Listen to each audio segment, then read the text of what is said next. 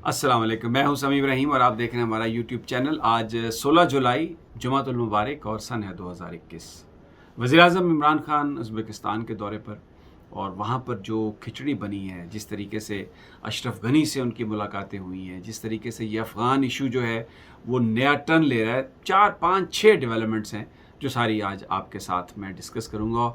इससे आपको अंदाज़ा होगा कि सिचुएशन कितनी ग्रेव है, कितनी सीरियस है और जो बयानात आ रहे हैं, जिस तरीके से चीज़ें मूव कर रही हैं, ये बात ख़ारिज इम्कान नहीं कि अगले 2-4 महीनों में, अगले चंद हफ़्तों में, अगले चंद दिनों में जो अमेरिका ने एक वैक्यूम क्रिएट करने की कोशिश की है वहाँ पर किसी एग्रीमेंट के बग़ैर, किसी सेटलमेंट के बग़ैर अपनी फ़ौजों को बाहर निकालने से जो वैक्यूम क्रिएट किया, उसको फ़िल करने के लिए जो ख़ित्ते की जो फ़ोर्सेस हैं, वो वहाँ पर मौजूद हों। हम सुन चुके हैं कि जो अड्डा है काबुल का, उसके लिए टर्की के जो फ़ौजी हैं उनकी वहाँ पर तैनाती की बात भी होती रही है। अब चाइना ने जो बड़ी इम्पोर्टेंट बात कही है कि वहाँ पर जो सिचुएशन है अफ़गानिस्तान में, वो अमेरिका के अचानक इन्खला की वजह से पैदा हुई है और वो वहाँ पर एक वैक्यूम क्रिएट हो गया। तो इसका मतलब क्या है कि वैक्यूम क्रिएट हो गया, उस वैक्यूम को फिर किसी न किसी ने तो फ़िल करना है। फिर DGISPR की जो 2-4 हफ़्ते पहले की जो गुफ्तगू है, वो भी मैं आपको याद दिला देता हूँ, जिसमें उन्होंने एक तो ये बात कही थी कि अफ़गानिस्तान के अंदर पाकिस्तान जो है पीस के लिए गुफ्तगू कराने में फैसिलिटेटर है, लेकिन कोई गारंटर नहीं है। और साथ ही उन्होंने ये भी कहा था कि इस खित्ते में यहाँ के जो लोग हैं उनमें इतनी सलाहियत मौजूद है कि वो जो अफ़गान सिचुएशन है उसको हैंडल कर सकते हैं। क्या मतलब है इसका, ये मैं आप पर छोड़ देता हूँ। और फिर इसके बाद जो पाकिस्तान के अंदर हमला हुआ है, दासू डैम के करीब जो चाइनीज़ वर्कर्स को जिस तरह निशाना बनाया गया है, इसके पीछे वेस्ट है, इसके पीछे भारत है। इसमें कोई शक व शुबे की बात नहीं जो यहाँ पे बदअमनी फैलाना चाहता है। तो ये भी मुमकिन है कि चाइना जो है उनके जो इंजीनियर्स हैं, उनके जो यहाँ पर स्टाफ है, उसकी हिफाजत के लिए वो पाक फ़ौज की मदद के लिए अपने दस्ते भी तैनात करे, अपने कुछ पर्सनल भी भेजे।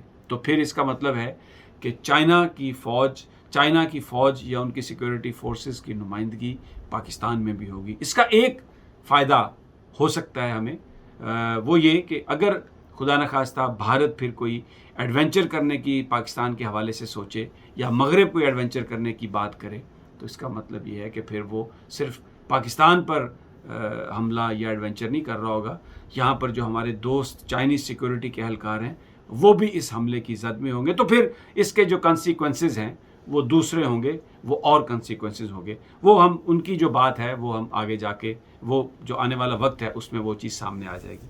अब मैं आपको बताता हूँ जो वहाँ पर वज़ीर-ए-आज़म ने इंतहाई दलेराना अंदाज़ में भारत को आईना दिखाया, इंतहाई दलेराना अंदाज़ में अशरफ गनी को, क्योंकि उस कॉन्फ्रेंस में वहाँ पर अशरफ गनी ने पाकिस्तान पर इल्ज़ाम लगाया, अफ़गान सदर ने, और कहा कि ये जो दहशतगर्दी के वाक़यात हैं, अफ़गानिस्तान के अंदर जो सिचुएशन है, उसका जो इल्ज़ाम है उन्होंने पाकिस्तान को दिया। जिस पर वज़ीर-ए-आज़म इमरान खान ने जब अपना खिताब किया तो उन्होंने कहा कि मुझे बहुत मायूसी हुई है इस बात की कि पाकिस्तान पर अफ़गानिस्तान के अंदर जो सिचुएशन है उसका इल्ज़ाम लगाया गया है। 2 दहाइयों से अफ़गानिस्तान के अंदर उन्होंने कहा जंग हो रही है, डीप डिवाइडेड है वहाँ की सोसाइटी, और पाकिस्तान ने अपनी भरपूर कोशिशें करके तालिबान को वो मुज़ाकरात की टेबल पर लेके आए।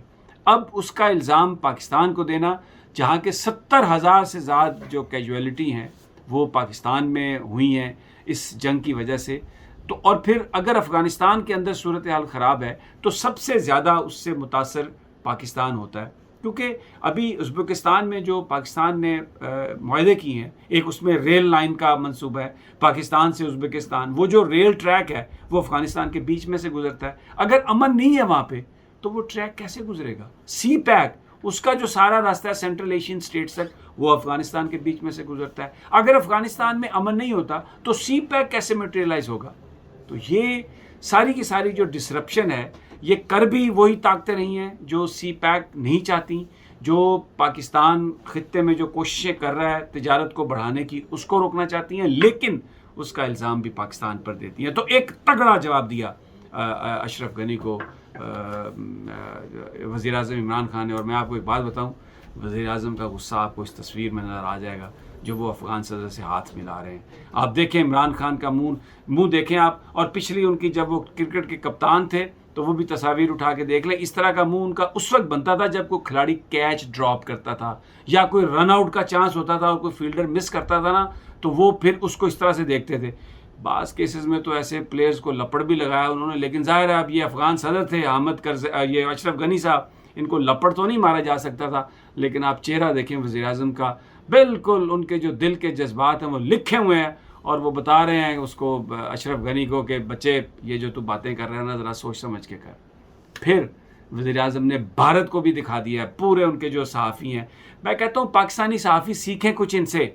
अपने वज़ीर-ए-आज़म, अपना मुल्क, अपने इदारों को बुरा भला नहीं कहते। वो कश्मीर में कितना जुल्म कर रहा है इंडिया, मुसलमानों के साथ कितना जुल्म कर रहा है वहाँ पर इंडिया, लेकिन उसके जर्नलिस्ट ने क्या सवाल किया पाकिस्तान से कि जनाब ये बातचीत और आतंकवाद यानी ये दहशतगर्दी, पाकिस्तान पर इल्ज़ाम लगाया कश्मीर में जो आज़ादी की बात है वो क्या वो दहशतगर्दी है? तो उसने ये इल्ज़ाम लगा के सवाल किया वज़ीर-ए-आज़म पाकिस्तान से। तो वज़ीर-ए-आज़म ने बहुत खूबसूरत जवाब दिया। वज़ीर-ए-आज़म ने कहा कि हम तो चाहते हैं कि कोई मुहज़्ज़ब हमारा नेबर बन जाए भारत, कोई उसको अकल आ जाए, लेकिन क्या करें ये आरएसएस की आइडियोलॉजी, यानी उनसे कहा कि ये जो दहशत गर्दाना, ये जो हिंदुआता सोच है भारत की, वो इस सारी राह में रुकावट है।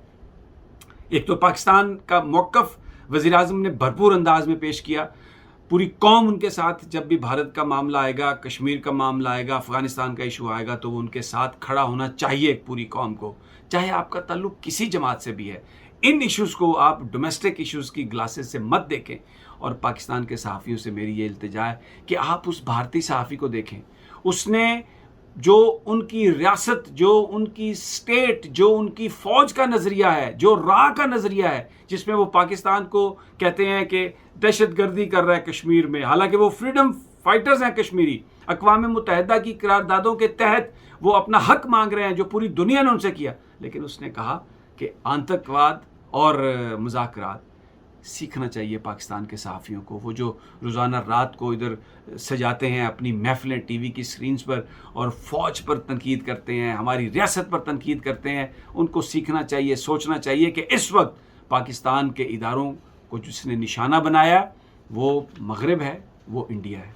DGISI ने भी, जनरल फैज़ हमीद ने भी वहाँ पर जाकर जो सहाफ़ियों से गुफ्तगू में बहुत जो खुल कर बात की है। देखिए बहुत रेयर होता है कि इंटेलिजेंस का सरबराह जो है वो इस तरह सहाफ़ियों से ऑन रिकॉर्ड बात करे। ऑफ द रिकॉर्ड गुफ्तगू रहती है जिसमें बैकग्राउंडर दिए जाते हैं, बताया जाता है उसमें लोगों को। लेकिन DGISI ने जो बात की, ये मेरे सामने लिखी हुई है। उन्होंने कहा कि जो भी दहशतगर्दी हो रही है पाकिस्तान में और ख़ित्ते में, उसका जो बुनियादी जो मरकज़ है वो अफ़गानिस्तान है, ये उन्होंने कहा। और पाकिस्तान इस ख़ित्ते में बेहतरी के लिए बहुत काम कर रहा है, और अगर इस तरह के इल्ज़ामात लगते रहे तो इससे कुछ हासिल नहीं होगा।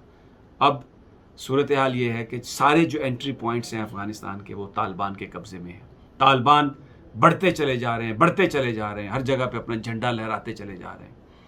इन हालात में जो वहाँ पर सिचुएशन है, उसका जो इल्ज़ाम है भारत, अफ़गानिस्तान, अमेरिका, ये सब कुछ इसलिए किया है कि डिसरप्शन हो, यहाँ पर खाना जंगी हो, और उसका इल्ज़ाम पाकिस्तान पर आए। लेकिन ये जो दौरा है उज़्बेकिस्तान का, उसमें बड़ा खुलकर पाकिस्तान ने मौक़िफ़ बयान किया। और मैं एक और आपको इत्तला दे देता हूँ जो अभी तक मेरे पास इत्तला है, सोर्सेज से है, सरकारी तौर पर नहीं आए, कि जो अफ़गानिस्तान के इशू पर पाकिस्तान में कॉन्फ्रेंस हो रही थी उसको भी मुलतवी कर दिया गया है। वज़ीर-ए-आज़म इमरान खान ने अपने साथियों से ये डिस्कशन की है। ये उज़्बेकिस्तान से हमें ख़बर आ रही है।